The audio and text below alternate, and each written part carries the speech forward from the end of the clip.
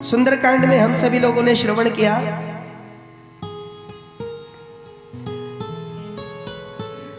श्री राम भक्त वत्सल है। हनुमान जी पर कृपा की और हनुमान जी ने श्री राम से प्रार्थना, प्रभु अगर आप हम पर प्रसन्न हैं तो मां सीता का दुख दूर कीजिए।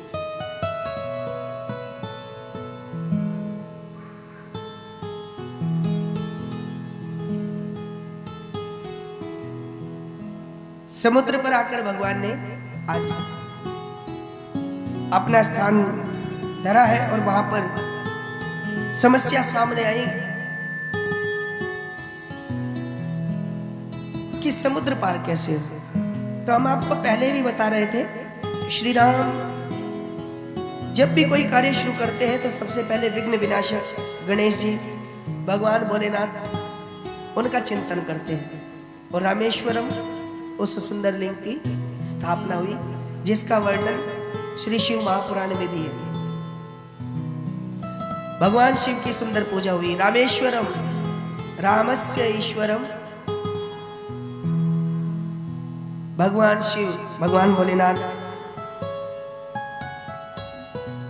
का सुंदर पूजन हुआ और उसके बाद भगवान श्री राम ने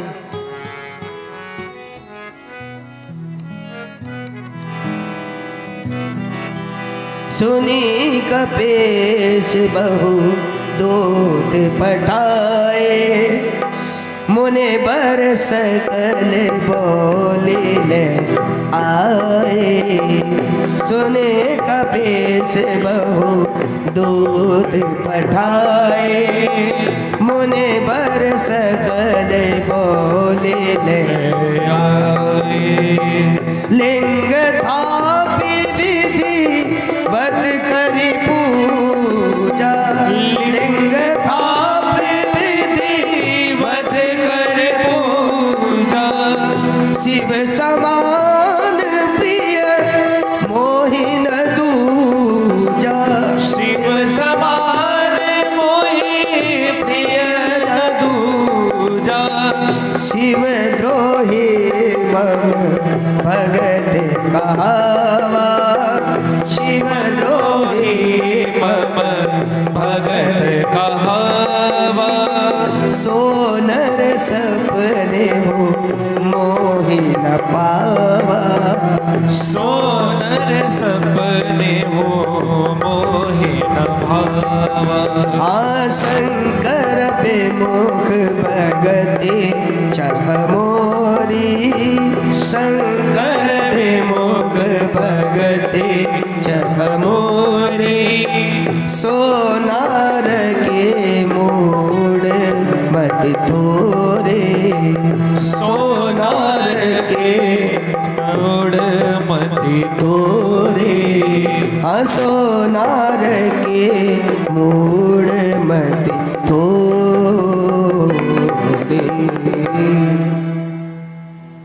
भगवान शंकर का सुंदर पूजन करते और भगवान कहते हैं शिव समान मोहि प्रिय न दूजा, मुझे भगवान शिव के समान कोई प्रिय नहीं है। देखिए हम प्रायः एक बात कहा करते हैं, श्री राम की पूजा करें तो भगवान शिव ज्यादा प्रसन्न होते हैं और शंकर भगवान की पूजा करें तो श्री राम ज्यादा प्रसन्न होते हैं। होता क्या है, शंकर भगवान क्यों कहते हैं शंकर भगवान की पूजा करो तो सब कुछ मिल जाता है, रिद्धि सिद्धि मिल जाती है। अच्छा हम पूछते लक्ष्मी जी किसकी दासी है? लक्ष्मी जी भगवान विष्णु की दासी है। और मिलती किसकी पूजा से? शंकर जी की पूजा से। क्यों?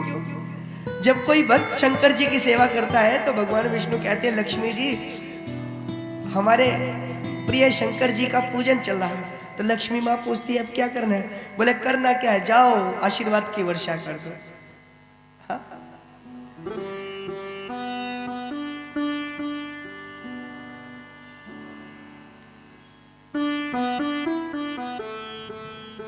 जो शंकर जी से विद्रोह करे, राम जी कहते हैं वो मुझे पाले, सपने हुनर मोहि न पावा, वो स्वप्न में भी मेरा दर्शन नहीं कर सकता। और हम कैसे भगवान के मानने वाले, हम दो चार लोगों की बातों में आकर के कहो तो शिव भक्तों को पाखंडी बताने लगते हैं, आपस में झगड़ रहे हैं। हमारे गुरुजी कहते थे वैज्ञानिक उपलब्धि सुलभ साधन विस्तीर्ण हो गए, संबंधों की वृत्त परिधि में किंतु सभी संकीर्ण हो गए। आज साधन तो इतने हैं, साधनों की कमी नहीं है। आप विचार करें, आज हमें घर से बाहर जाना हो तो घर के आगे कार खड़ी है, किसी अपने से बात करनी हो तो मोबाइल फोन है, अगर हमें कोई जानकारी प्राप्त करनी हो तो अपना गूगल पे सर्च किया, एकदम जानकारी मिल जाती है। हमारे परिवार का कोई सदस्य आज अमेरिका में घूम रहा है, ट्विटर, फेसबुक, इंस्टाग्राम, जाने कौन कौन सी साइट है, इनके द्वारा हमें उनका पता चल जाता है। कितने साधन हो गए। खाना बनाना है, माइक्रोवेव में 5 मिनट में तैयार हो जाता है। इंडक्शन, जाने क्या क्या हो रहा है। लेकिन सोचने की बात यह है, आज हम बड़े बड़े घर में तो रह रहे हैं, पर क्या उस बड़े घर में शांति है? आज हम सेपरेट तो हैं, पर सेट है? सेपरेट तो हो गए लेकिन सेट नहीं हुए। अरे जो आनंद परिवार के बीच में हंसते खेलते, एक दूसरे को प्रेमानंद देते हुए, कहो तो कोई किसी को खींच रहा है, किसी को आनंद ले रहा है। जो आनंद इस संयुक्तता में था वो आनंद खत्म हो गया। लगता है कि हम अनपढ़ ही अच्छे थे, ज्यादा पढ़ लिख कर तो हम बेकार हो गए। एक घर में 2 भाई सोफे पर पास पास बैठे रहते हैं, एक दूसरे से बात नहीं कर रहे। बताओ, घर में भाई बहन को बात किए हुए 6-6 महीने हो जाते हैं। अरे जिस घर में 4 भाई हो, उन भाइयों को दोस्तों की आवश्यकता नहीं पड़ती। जिस घर में 4 बहनें हो, उनको सहेलियों की आवश्यकता नहीं।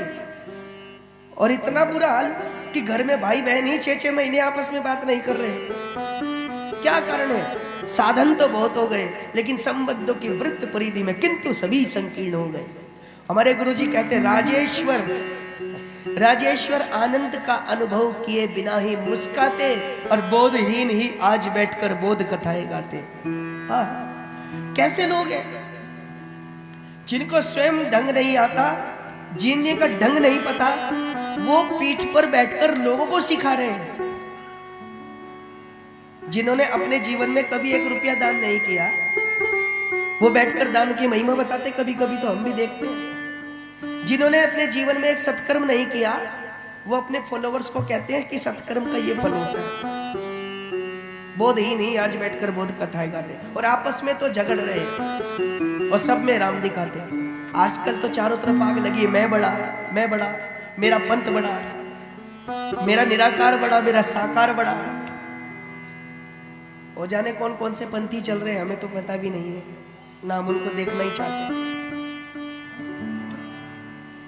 बोध ही नहीं, आज बैठकर बोध कथाएं गाते, आपस में है झगड़ रहे, सब में राम दिखाते। प्याज का खाना पाप जहां पर ब्याज प्रेम से खाते। मंदिर मजहब सब कंठ के कीर्ण हो गए, संबंधों की वृत्त परिधि में किंतु सभी संकीर्ण हो गए।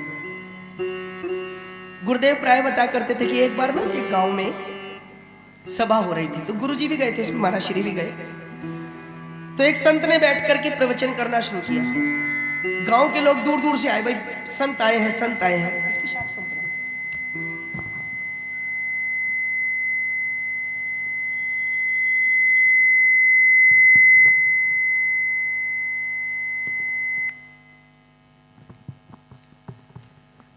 दूर दूर से संत आए हैं, चलो भैया संतों का प्रवचन सुनने चलो।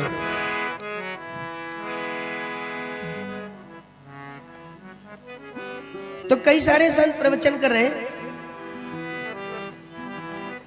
तो महाराज श्री भी बैठे थे। तो एक संत ने प्रवचन करना शुरू किया। प्रवचन की शुरुआत कहां से हुई? बोले ये राम, ये कृष्ण, ये शंकर, ये हनुमान, ये कोई भगवान नहीं है। अब आप सोचो, जो प्रवचन यहां से शुरू हुआ हो तो उसका अंत कितना सुंदर होगा। अब किसी ने आपत्ति जताई, महाराज आप ऐसी बात क्यों कर रहे हैं, ये तो हमारे भगवान है, ये हमारे भगवान है। संत बोले, अगर ये तुम्हारे भगवान है तो जो हम कह रहे हैं पहले उसको एक बार ठीक से सुन लो। लोगों ने कहा सुनाओ। बोले आंख बंद करो। सबने आंखें बंद की। अब वो बोले देखो घोड़ा। सबने घोड़ा देखा। तो आंखें बंद किए हुए लोगों से पूछे घोड़ा कैसा दिख रहा है? बोले जी घोड़ा 4 पैर वाला और ऐसा मुख है ऐसा। सबने एक जैसा बताया। अब सबको एक जैसा ही दिखेगा घोड़ा। वो बोले देखो हाथी। सबने कहा जी हाथी दिख रहा है। कैसा दिख रहा है? बोले लंबी सी सूंड है, दांत बाहर को निकले हुए, वज्र का शरीर है। वो बोले देखो भगवान।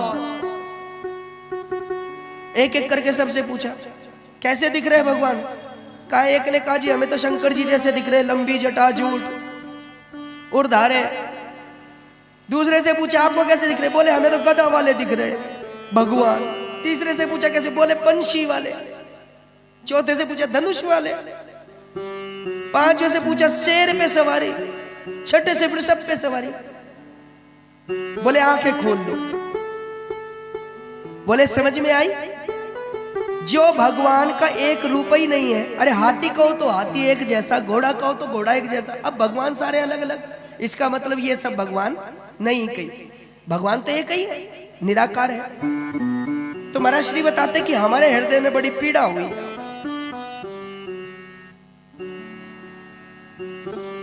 महाराज श्री बोले महाराज आपकी आज्ञा हो तो एक बार हम भी थोड़ा सा प्रवचन कर ले। हाँ हाँ बिल्कुल, आप भी बताओ अपना क्या बताना चाहते हो। तो महाराज श्री कहते हैं कि हमने जब प्रवचन करना शुरू किया, हमने कहा जी ये राम, ये कृष्ण, ये हनुमान, ये सब भगवान है। एक विरोध कर रहे हैं, दूसरे कह रहे भगवान है। तो वो बोले कि एक बार हमने फिर कहा एक काम करो, घोड़ा देखो आंखें बंद करके। हमारे कहने से सबने कहा जी घोड़ा देखो। कैसा दिख रहा है? एक ही जैसा दिख रहा है। हाथी देखो। सबने हाथी देखा। हाँ जी वैसे लंबी सूंड वाला हाथी भी ऐसे।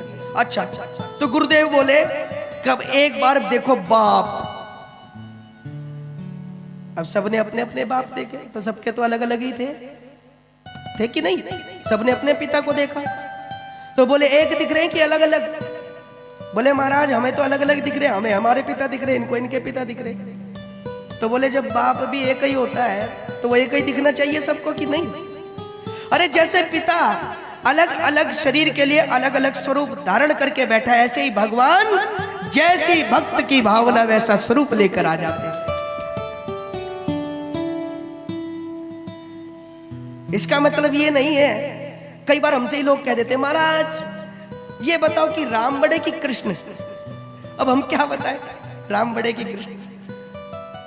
एक ने हमसे पूछा महाराज राम बड़े कि कृष्ण? हमने कहा जी हमें नहीं पता, हम कुछ नहीं जानते। बोले हम यही तो कहना चाह रहे हैं, आप कुछ नहीं जानते। हम भी यही कहना चाहते हैं, आप कुछ नहीं जानते। तो हमने पूछा आप ही बता दो। तो बोले कृष्ण बड़े। हमने कहा किस हिसाब से? बोले राम जी में 12 कला, कृष्ण जी में 16 कला, 4 कला फालतू, इसलिए कृष्ण जी बड़े। हमने कहा वाह भैया बड़े विद्वान हो तुम तो, आप जानते कृष्ण जी की 16 कला कौन सी? बोले ये हमें नहीं पता, हमें तो इतना पता 16 कला है बस। अरे हद हो गई भाई। अरे राम जी राम सूर्य वंश में जन्मे और सूर्य की 12 कला होती है। साल भर में सूर्य 12 राशि में घूम जाते हैं, इसलिए भगवान की 12 कला है। और चंद्रमा एक पक्ष में अपना 16 तिथियों में घूम जाते हैं, इसलिए चंद्रमा की 16 कला है भाई। प्रतिपदा से पूर्णिमा, प्रतिपदा से अमावस्या। तो चंद्रमा 15 दिनों में 16 कला तिथियों में घूम जाते हैं, इसलिए भगवान चंद्रमा की, श्री कृष्ण की 16 कलाएं। और भगवान राम 12 महीनों में सूर्य देव 12 राशि में घूमते हैं, इसलिए भगवान की 12 कलाएं। तो इसमें बड़े छोटे का अवसर कहां से आ गया? तो हम आपसे यही निवेदन कर रहे थे कि कोई बड़ा नहीं कोई छोटा नहीं, बल्कि अगर हम भगवान शंकर की पूजा करें तो श्री राम प्रसन्न होते हैं, श्री कृष्ण प्रसन्न होते हैं। और श्री राम कृष्ण की पूजा करें तो शंकर भगवान प्रसन्न होते हैं। और शंकर भगवान तो इतने सीधे हैं कि चंद्रमा श्री राम के नाम से जुड़ गए, श्री कृष्ण के नाम से जुड़ गए, तो उन्होंने अपने शीश पर बैठा लिया। हाँ, यमाश्रितो ही वक्रोपी चंद्रा सर्वत्र वंद्यते। तो भगवान कृष्ण, भगवान श्री राम घोषणा करते हैं शिव समान न मोहि प्रिय न मोहि दूजा। अब समुद्र पार हो गया। कल हम सभी लोग श्रवण कर रहे थे ना,